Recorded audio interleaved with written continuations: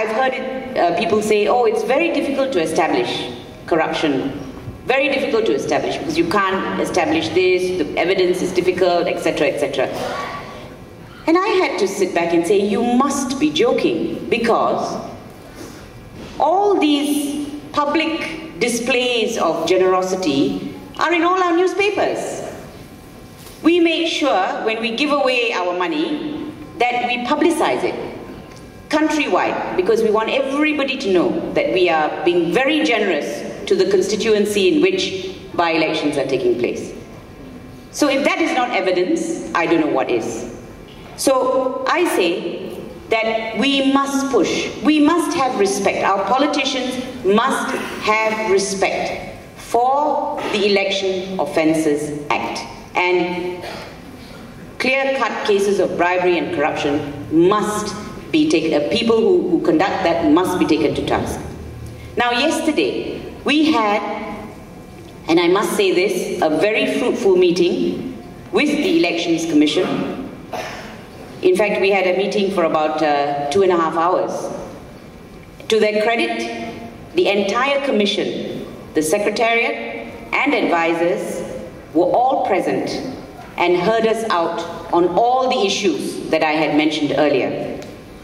We were very frank. We even talked about independence and so on. The commission members then responded to all our issues. And we were told, of course, in respect of some, we will take it on board. In respect of the others, you may not have change, etc., etc. But we did urge them to seriously consider everything that we had set out. We have also arranged that we will be asking to see them again in January to see what the progress is. Now, at the meeting, we even had representatives from Sarawak who came with lists and lists of people who couldn't be registered. And we handed over those lists to the Election Commission. Now, I believe this is a positive move. It was a good meeting. I have to be frank and admit it was a very good meeting. It was a positive move. There was consensus on some issues, but I am aware that there'll be many other issues where we'll have to still keep going back and back. Now, some things that were interesting that were mentioned by the Election Commission are the following. They have said that they will be looking into the issue of postal votes with a view to cleaning up this process. They have also said they will not consider indelible ink. Now, we think indelible ink, which is used in India and other places, is a very simple way of cutting down fraud. But they said they're not going to do that, but they're looking at some other alternatives, something that involves technology. But I hope, while they're doing their research into the technology, that if the 13th general elections comes round, or any other by-elections takes place, that they will use indelible ink, because it's a cheap, simple method of preventing fraud. Now, thirdly, and this is very interesting, we raised the point about media, and we said, why doesn't the Election Commission write to the media or instruct or advise the media that they must give fair coverage to all the candidates? And we were met with this response, and we were pleasantly surprised. They said they do that. The Election Commission said that they do write to the press, or they meet them and tell them to give all candidates free access to the media. Now, that's very interesting to me, and I in fact asked Commission, I said, can I publicize this? In fact, you should be publicizing this. And they said, yes, you can go ahead and publicize it, and that's why I'm doing it. Now, if that is the case, then what is stopping our media? What is stopping our media giving fair coverage to all candidates in the elections? And I think that is something then the media will have to answer for. And I know it is tough out there. I'm not blaming the reporters. I know what happens. I know what directions they get. I know exactly what happens in these setups. But if the Election Commission, who is actually the prime body that you should be taking advice from in the course of elections, if they are saying to you that you must give fair coverage, then in my view, the press and media must give fair coverage, because we know that's not happening. We know very well that that's not happening. Now, apparently, they also advise parties not to use government assets in the course of elections. Fifthly, we have been assured then you will have no more problems registering. Then you can go to the post office and register very easily. Now we hope that's correct. I strongly suggest that all those who haven't registered outside here or know people should go out there and advise them to go to the post office. We don't think there's going to be a problem with forms anymore. Do you remember there were trouble with forms? We have been given the assurance that there should not be that problem. So let's take them on their word and let's go and do that. Now, unfortunately, they are not happy with automatic voter registration and reducing the voting age. But we have pointed out to them that we are far behind all other countries in this region on that score. And we hope that they will be open-minded on this issue. Now, the one thing they said was this: look, we want people to register. But the attitude of the people is so bad. They're so uninterested. There's apathy. And I think, to a certain extent, that's true. It could be because the registration process is too big a nuisance, but I'm told that now it's very simple. It could also be our fault. It could also be our constantly telling students that they shouldn't be involved in politics, that they shouldn't talk about politics in school, that they shouldn't have any interest. It could be that. It could be our education system that insists that our students don't go anywhere near politics. Then suddenly when they come out of school, you expect them to be interested within a matter of 2 or 3 years. That may be difficult. So parents, I would say parents, family members, cousins, whatever, you should encourage, because I know you are here because you are interested in elections. You have to go out there and you have to spread the word. It isn't difficult to register. Please go and do it. They have also assured us that they're going to make sure, it takes about 4 months to register a voter. They have assured us that they're looking at lessening that period, not lengthening. And I know that there are voters who have been registered for a couple of years. They have assured us that they will look into that. Now we will follow up. I give you my word, everything we have raised and every response we have got, we will be knocking on the doors of the EC and we will follow up.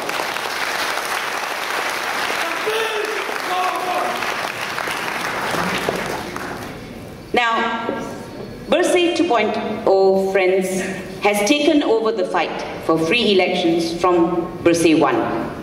Who started something that is critical to the strengthening of our democratic institutions. 100,000 people, according to Dr. Zul, 100,000 people took to the streets 3 years ago on this day. And they risked their personal safety for this purpose. We commend them for this bold move. Civil society, that is us, we now take over as Bersih 2.0, knowing that Bersih 1 is a tough act to follow. We will engage all the authorities and all political parties to push for change. By the way, we sent invitations to all political parties. All the parties in Barisan and all the coalition, Pakatan coalition members, we sent invitations to everyone. We didn't leave anyone out. Now we believe in dialogue. But if diplomacy fails to bring about any reasonable change and no one is listening, I can assure you that we know what to do. We know where to go and make one. And we know how to do it loudly. And that is our ultimate goal. The ultimate goal is free and fair elections, but it will ultimately end in a vibrant democracy that we all crave.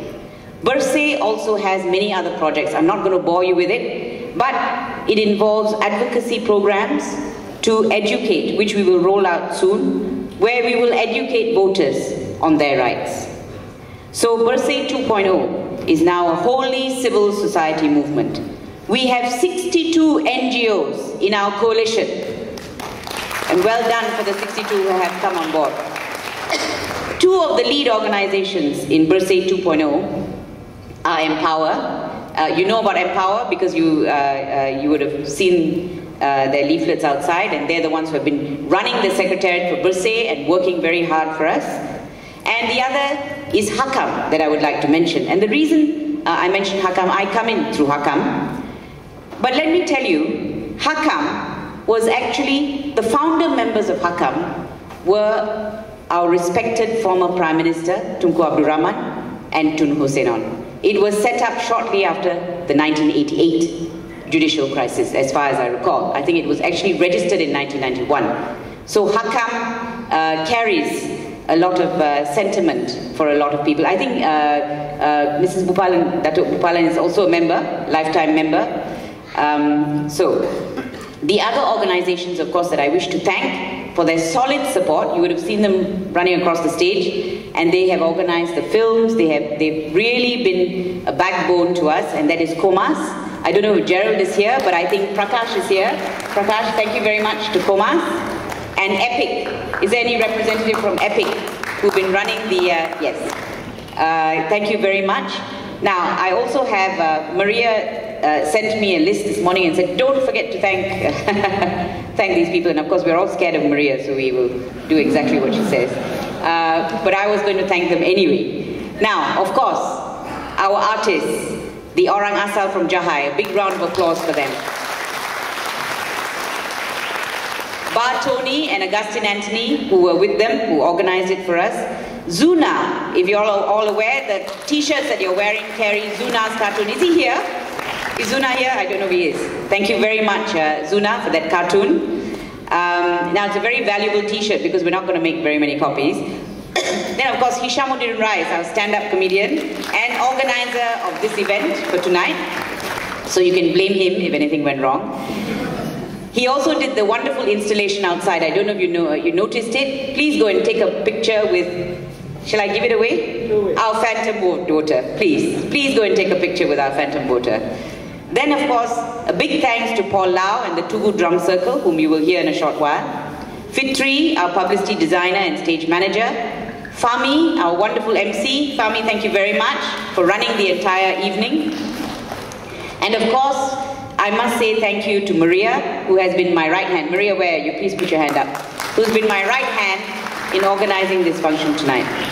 Thank you to the steering committee members who have given up their valuable time. I want to mention, in particular, Dr. Farooq Musa, who has been unwell recently and whom we all pray for a speedy recovery. He too has been a right hand and a wonderful support in the Bersih effort.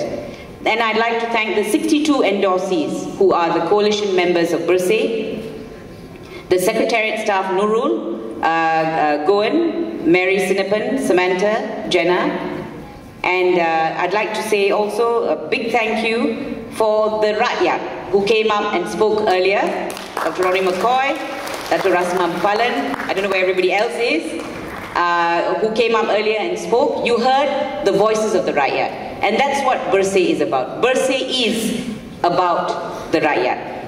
And this is what Bersih wants, ultimately. This is what Bersih will fight for, free and fair elections. If the authorities and all parties do the right thing in the elections and in our political system, Bersih 2.0 will be their best friend. But if they do not, then we aim to be their worst nightmare.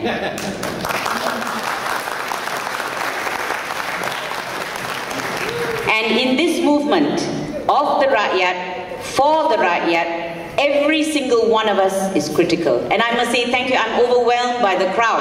All of you who are here tonight, despite it being a weekday. We cannot do this alone. And after tonight, I know we are not alone. Now let me conclude by speaking not on behalf of Bersih 2.0, but on behalf of we the Rakyat. Kita rakyat mendesak pilihan raya yang bersih dan adil. Kita rakyat, kita menentukan. Thank you.